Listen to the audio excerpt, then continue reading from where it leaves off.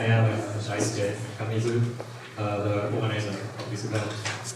First, I'd like to express my gratitude to our host, the Embassy of Japan and Shinshu University. And this event marks its 7th year. And thanks to you all, we have achieved our largest participant to date this year. Thank you so much. And I want to take this opportunity to thank you everyone. And there's a few points to note. First, unless explicitly stated otherwise, the remarks made by speakers at this event do not represent the view of their respective organizations. And furthermore, I'm encouraged to encourage frank conversation and discussions. So please refrain from publicly quoting remarks made during each session without using identification of the speaker. Additionally, as a session is recorded by the secretary of our team, please refrain from recording or audio recording the procedures or the session. Okay, and now, so let's move on to the opening remarks. So I'm going to introduce Brad from the DOJ. So, sir, please attend.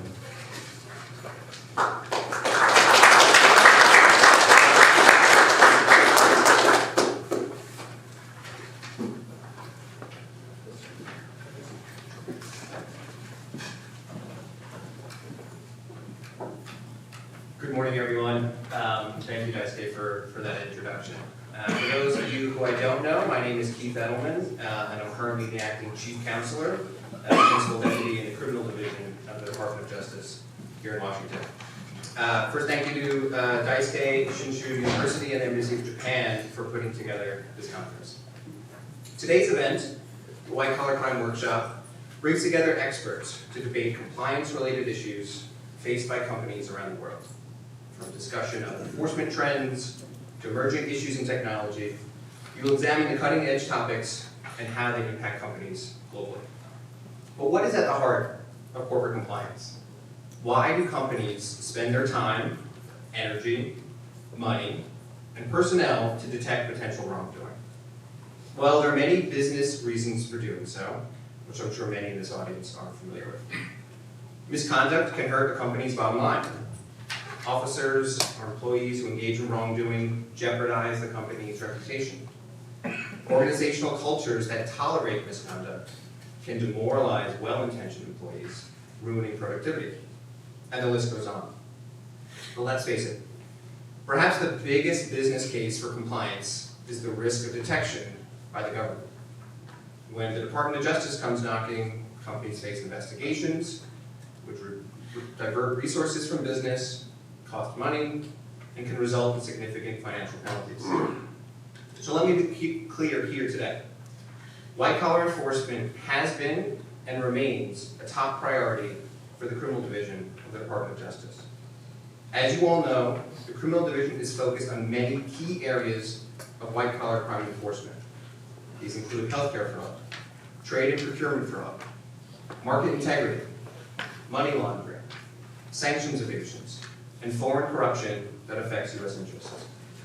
In all of these areas, our prosecutors are committing to taking on the most complex schemes that have the greatest impact on the U.S. And our results speak for themselves. Just this far this year, our fraud section has charged over 225 individuals with total alleged loss of over $15 billion. We've taken action against 8 companies, including as part of each of the fraud section's 3 litigating units, the FCPA unit, our market, government, and consumer fraud unit, and the healthcare fraud unit. And we will have more to come by year's end.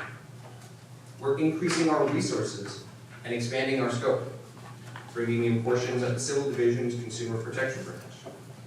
And we're taking a comprehensive approach to disrupting cartels and their illicit finance networks that support them by joining the money laundering and narcotics sections to create one money laundering, narcotics, and forfeiture section. Now, the division's commitment to tackling white-collar crime shouldn't be breaking news, but why do we do it? Well, white-collar crime causes many harms that the Department of Justice must combat. Many of these crimes steal from investors and undermine the integrity of U.S. financial markets. For example, we are actively investigating cases connected to foreign adversary companies listed on U.S. exchanges, typically variable interest entities, or VIEs. These are typically Chinese-affiliated companies listed on U.S. exchanges that present significant risks to U.S. retail investors, whom they target through social media and messaging applications. These investment frauds and other schemes routinely devastate our most vulnerable. White-collar crime also defrauds the U.S. fisc, depriving American taxpayers of funds necessary for vital services. Healthcare fraud deprives the government of billions of dollars each year, and this has been a record-breaking year for healthcare fraud enforcement. We are holding more individuals and more companies accountable than ever before in this area. And in addition to healthcare fraud, we are leading the department's efforts to prosecute trade and customs fraud, as well as procurement fraud. And white-collar schemes can have other negative effects. For instance, bribery, both here and abroad, cause people to lose faith in government and allow other crimes to flourish. But in our pursuit of white-collar crime, we recognize the issues unique to corporate enforcement. Unlike many other areas of criminal law, we're not just talking about simply putting the bad guys away. After all, companies don't go to jail. There are many other stakeholders we must keep in mind. Shareholders, who often pay criminal penalties but may not have been involved in the underlying misconduct. Employees, whose jobs could be affected by the impact of a criminal prosecution. Customers, who may be caught in the middle and affected by crime. And of course, even when individual employees do commit crime, we must consider whether companies themselves have had policies or procedures in place to try to prevent their misconduct and do the right thing. Now, all of these factors require careful consideration by our prosecutors. After all, unlike when prosecuting individuals, the Department of Justice is often the final word on what is an appropriate corporate resolution. We recognize and we take extremely seriously that the specter of a potential indictment gives us incredible leverage over a company. This puts special weight on the key guiding principle for every prosecutor, that our duty is not to seek convictions, but to do justice. And we have carefully and transparently calibrated and weighed these different considerations in our corporate enforcement and voluntary self-disclosure policy, also known as the CEP. For those who don't know, the CEP, which is publicly available, says that where a company voluntarily self-discloses misconduct, fully cooperates with our investigation, and timely and appropriately remediates, if there are no aggravating factors, we will decline to prosecute the company so long as it disgorges any illicit profits and makes any victim compensation payments. And the CEP also provides additional transparency for companies that do not meet this criteria, or provides guidelines for how we will evaluate cases. But do not equate careful consideration with weakness. After all, corporate enforcement is a vital part of the department's mission to do justice. When an employee commits a crime that's at least in part to benefit his employer, the organization has committed a crime. And like with individuals, organizations must be held accountable for their actions. If a company is not willing to engage with us and take responsibility, we will not hesitate to bring charges where warranted. And corporate enforcement also allows us to achieve other important aims. Companies that resolve with the department must implement effective compliance programs, which will help deter crime from happening in the future. They must cooperate with our investigations, allowing us to pursue other bad actors. And they must self-report potential wrongdoing, letting us root out other crimes. All of this serves important specific and general deterrence goals. So how do we balance the unique aspects of corporate enforcement with our need to vigorously enforce the law against white-collar criminals? Well, we've been doing it for years. We've done so through our carefully honed policies that seek to incentivize good corporate behavior. Through our track record of dozens of enforcement actions that provide examples of our policies in action. Our agreements with companies, which are always publicly available, describe the considerations that were relevant to our decision-making. and through our dialogue with the bar and the business community and others, we do so as well. At bottom, we rely on the decency of our prosecutors who strive to seek justice in each and every case. Thank you so much, ISK, and thank you for your time this morning.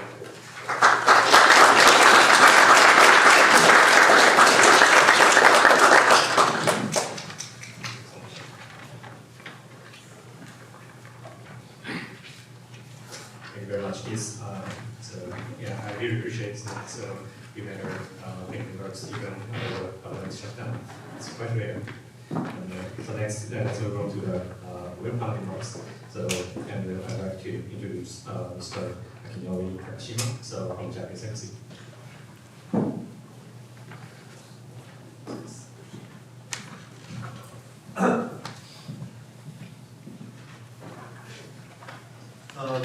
Good morning, everyone.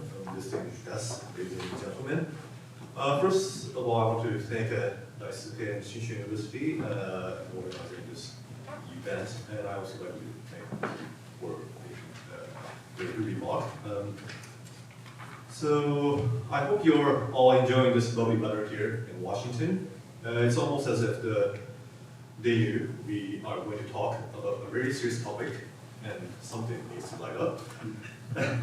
So allow me to introduce myself. I'm the political counselor at the Embassy of Japan. I'm also a police attaché, so I have been working in white-collar crimes in my capacity as a law enforcement officer back in Japan.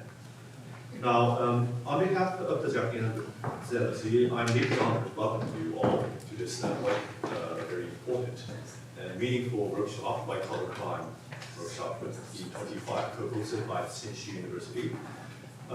Many distinguished participants are here today, and activists, practitioners from Japan, the United States, and beyond, representing law enforcement community, academia, government, and the private sector. Now, we gather here in Washington, D.C., a city that embodies the ideals of the democracy, the rule of law, international dialogue. And it is therefore a fitting place to hold a workshop focused on strengthening our collective ability to address one of the most complex challenges of the modern era, white-collar crime. White-collar crime is often invisible to the public eye, yet its impact is profound. Financial misconduct, corruption, corporate fraud, cyber-enabled economic crimes not only inflicts tremendous economic damage, but also erodes public trust in markets and democratic institutions. In today's interconnected world, these crimes transcend national boundaries, requiring countries to collaborate more closely than ever. While traditional white-collar crime persists, the methods employed continue to evolve, and we now face threats that have become more sophisticated and severe due to technology. Countering this threat needs careful considerations of various risks and measures effective to mitigate these risks. Furthermore, AI is expected to transform the landscape. Questions arise. Who can we trust? How can we ensure that trust? And what about automated threats? These possibilities are vast. So these are the risks related to AIs, but it could also be an enabler for compliance and enforcement. Japan has been working continuously to strengthen its legal and institutional framework to combat such crimes. We have placed emphasis on enhancing transparency in corporate governance, improving compliance systems, and promoting cooperation among regulators, prosecutors, and private entities. At the same time, we recognize that no nation can confront these challenges alone. Effective prevention, and enforcement depend on international partnership, information sharing, and a mutual understanding of each other's legal system and practices. Now, this is why today's workshop is so meaningful. By bringing together international experts here in Washington, we have a rare opportunity to bridge our perspectives. We can learn from each other and experience from each other's experiences and explore how to adapt our approaches to the fast-evolving realities of global finance and technology.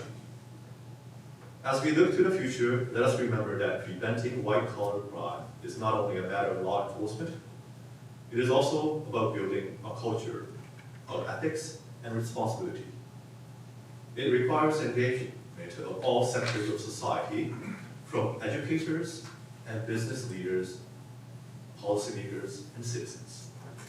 I am confident that today's dialogue will begin to grow it will be an opportunity to grow stronger networks of cooperation and shared purpose. I wish you all a productive and inspiring workshop. Thank you.